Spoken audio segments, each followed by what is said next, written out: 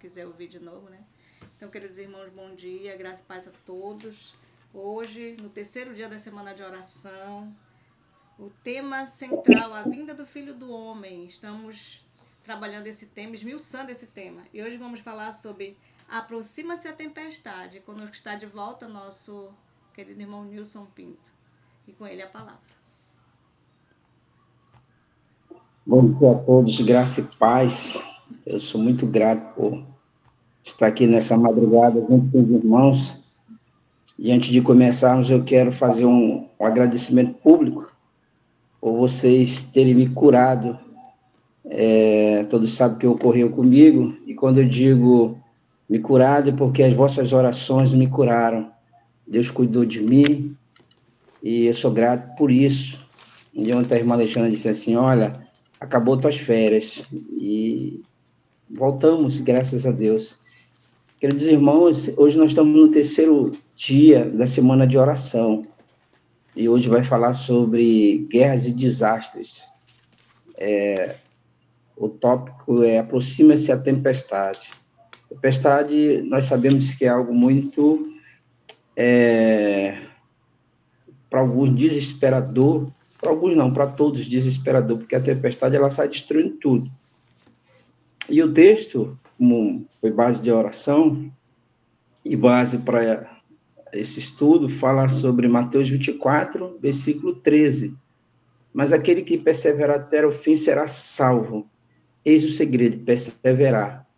E Cristo passou essa informação porque os discípulos vinham saindo do templo e ele vinha falando sobre a questão do templo e eles perguntaram a si mesmo para ele, quando será o fim do tempo?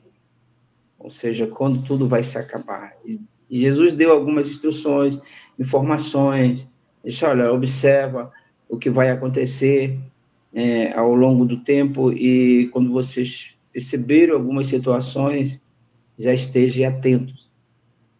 E nós vamos falar sobre guerras e desastre. O texto diz que aproxima-se a tempestade e precisamos aprontar-nos para uma fúria mediante arrependimento para com Deus e fé em nosso Senhor Jesus Cristo. Então, nós devemos o quê? Nos arrepender. O Senhor se levantará para sacudir a terra terrivelmente. Então, a gente vê aflições por todos os lados. Né? Milhares de navios serão arremessados às profundezas do mar, esquadras se submergirão, sendo sacrificados milhões de vidas humanas. Romperão inesperadamente incêndios que nenhum esforço humano será capaz de extinguir. Os palácios da terra serão totalmente varridos pela fúria das chamas. Nós observamos que tornam-se mais e mais frequentes os desastres nas estradas de ferro, confusões, colisões, mortes. Sem um momento de advertência ocorrerão nas grandes vias de comunicação.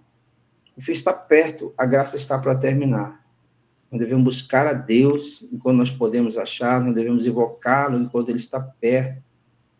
Tudo isso nós observamos, de vez em quando dá uma pane na internet, na comunicação, através das linhas telefônicas. De vez em quando aparece um bug, um vírus nos computadores. Isso nós já estamos observando. E desastre, só para a gente ter uma ideia, o maior desastre fez 20 anos agora, dia 26 de dezembro, o tsunami. E quando diz que nós devemos estar atentos, nos chama a atenção sobre o tsunami. Até hoje, os cientistas, os especialistas, eles não conseguiram entender porque uma semana antes do tsunami, os animais que ficavam na costa da praia, eles sumiram, eles saíram, eles se afastaram. Então, eles perceberam que algo ia acontecer. E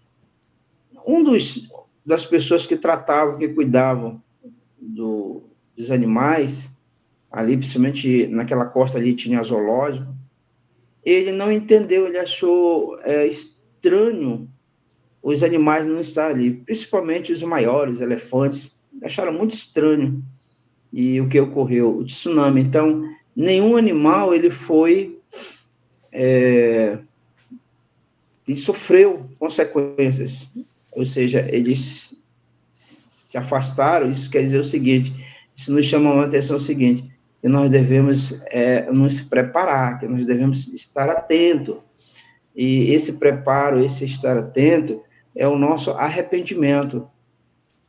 Nas últimas cenas da história terrestre, ingressará a guerra. Nós temos guerra em todo canto. Em todos os cantos nós temos guerra, na África, na Ásia, na Europa, em todos os cantos nós estamos vendo essas guerras. Também haverá epidemias, pragas e fomes. As águas do oceano transbordarão seus limites. Mostra que quando o tsunami ocorreu, a primeira onda veio, inundou, mas não foi aquela inundação para destruir, ela só passou um pouco do limite da praia, e ela recuou.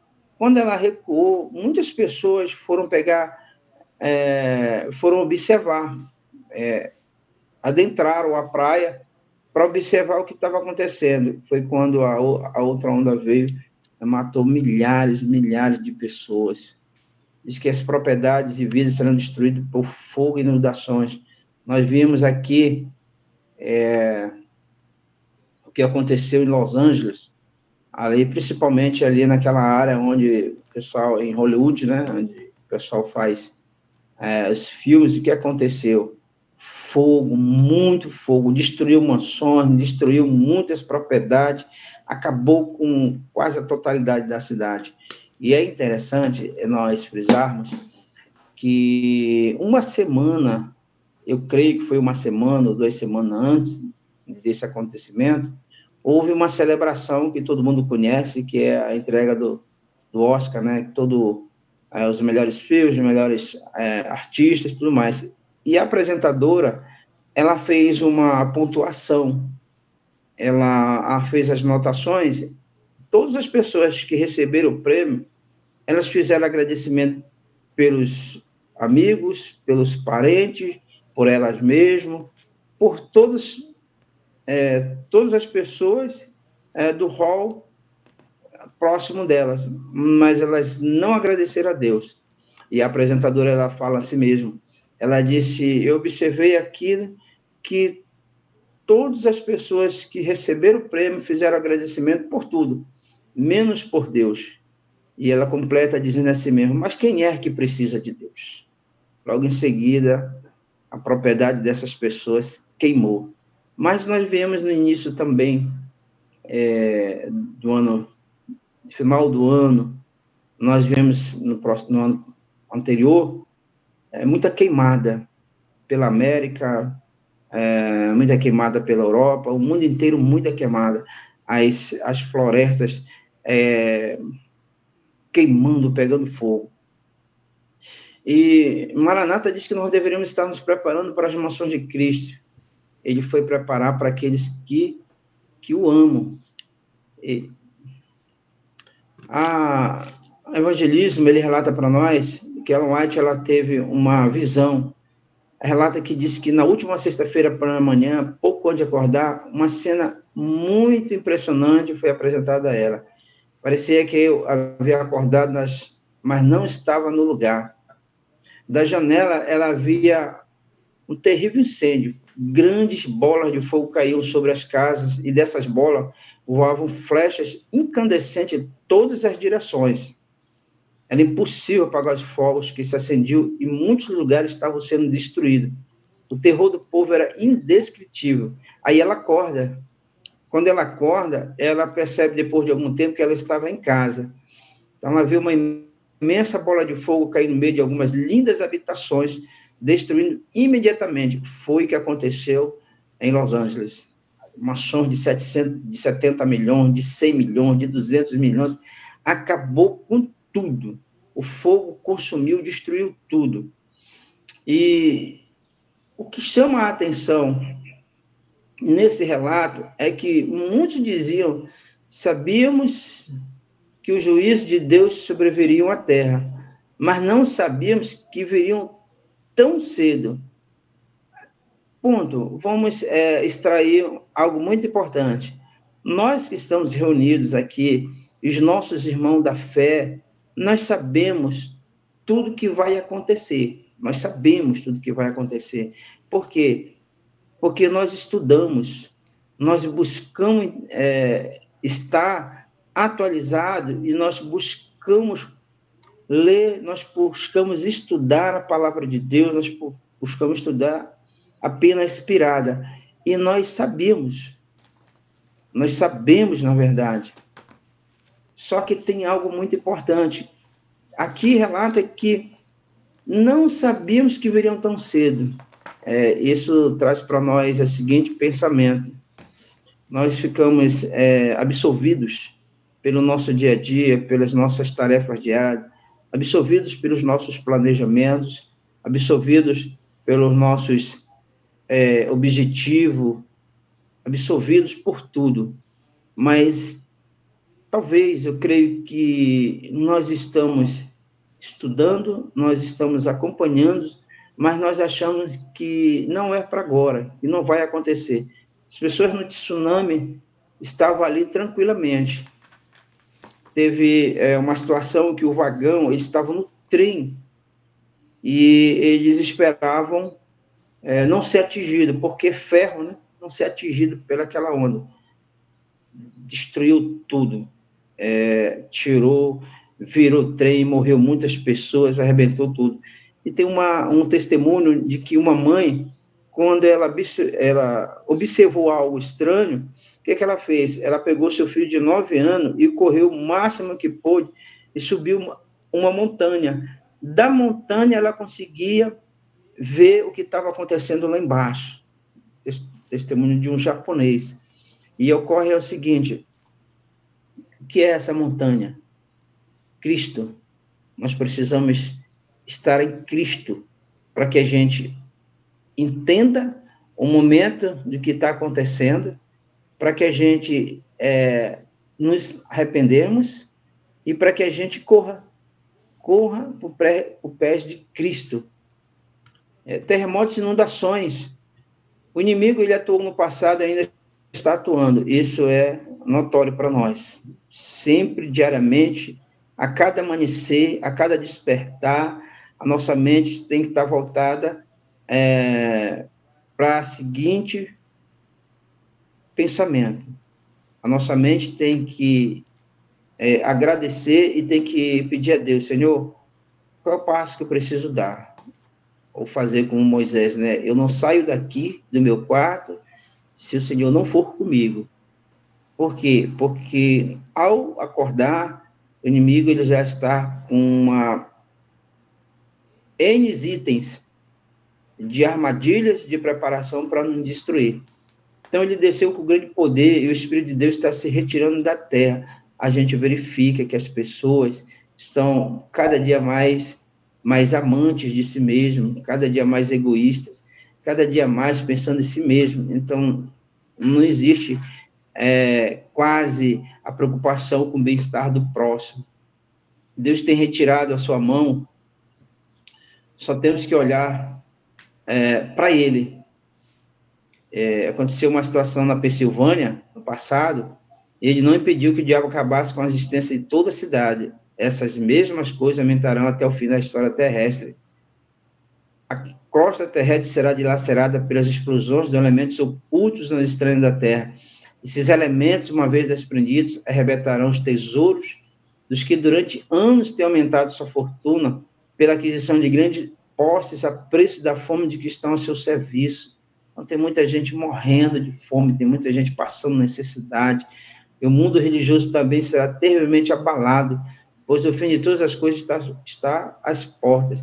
A gente vê informações, a gente vê reportagens atuais de igreja brigando pelo financeiro. Tem uma igreja aí conhecida, onde o pastor faleceu e estão brigando o conselho pelo o dinheiro que foi deixado. E hoje virou, já de algum tempo para cá, virou um grande negócio virar pastor, virou um grande negócio montar igrejas. Por quê? Porque gera muito dinheiro. E esses pastores, esses falsos profetas, eles se colocam na posição de enganar o povo para obter uma vantagem financeira. Mas tudo isso é mostrando que o fim está bem próximo da gente. Chegou a hora e o tempo em que em nenhum momento podemos estar em terra sólida. E no outro momento, pode ela estar fundindo debaixo dos nossos pés. Haverá terremotos onde menos se espera. Quem dizia que há 30 anos atrás acontecia algum tipo de situação no Brasil, né, de inundações, tremores de terra? A gente vê os noticiários, era só fora do país. Dava uma sensação de que nós estávamos protegidos. Não, hoje o que acontece em qualquer lugar do mundo, e nós fazemos parte desse planeta, também ocorre aqui dentro. Incêndios, inundações e terremotos, a fúria das grandes profundezas, nas calamidades do mar e terra, é transmitida a advertência de que o Espírito de Deus não agirá de forma alguma para sempre com os homens. Antes que o Filho do Homem apareça nas nuvens do céu, tudo na natureza estará em convulsão. Raios do céu unidos ao fogo na terra farão com que as montanhas queimem como uma fornalha e lancem suas torrentes de lava sobre aldeias e cidades. Massas derretidas de rochas lançadas na água pela sublevação das coisas ocultas na terra farão ferver a água e remexerão pedras e terra. E haverá forte terremoto e grande destruição humanas. É só a gente vir buscar noticiário recente. Se você pegar aí e pesquisar no Google os 60 dias para cá, então de dezembro para cá, todos os lugares do mundo queimando, todos os lugares do mundo com fome, todo lugar do mundo com peste, todo lugar do mundo com terremotos, com pandemias. Para a gente ter uma ideia, a pior pandemia matou 100 milhões de pessoas. Foi em 1918 a 20, 100 milhões de pessoas no mundo, foi a gripe espanhola. E a pandemia hoje, que mais matou e que mais mata no mundo, que ainda está viva, é o Covid e a AIDS. Covid, ele matou já 35 milhões de pessoas. A AIDS já matou 43 milhões de pessoas. São assuntos que quase não se fala mais hoje, mas está vivo e está matando as pessoas. Queridos irmãos, nós estamos numa semana de oração e eu queria pontuar 3 coisas para que a gente possa finalizar. A primeira coisa, diz na leitura de hoje que nós sabemos o que vai ocorrer.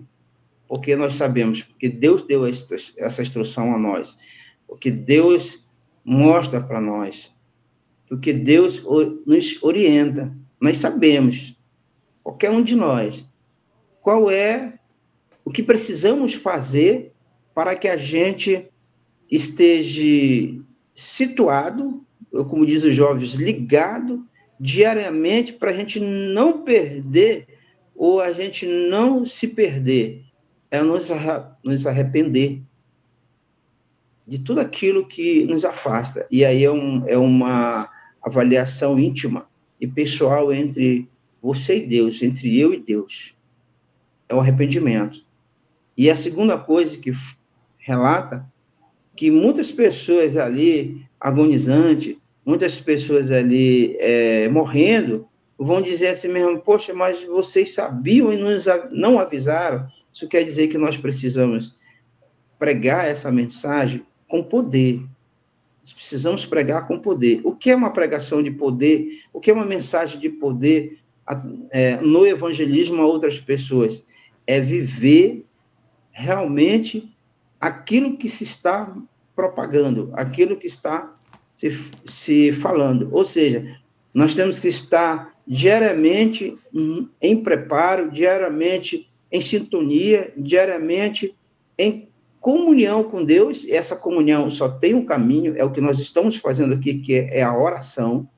Nós precisamos viver isso, porque as pessoas vão olhar e vão dizer, tem algo diferente, a palavra é diferente, o gesto é diferente, a ajuda é diferente, a forma de se comportar é diferente, e isso vai criar credibilidade para eles acreditarem naquilo que nós estamos falando, naquilo que nós estamos avisando.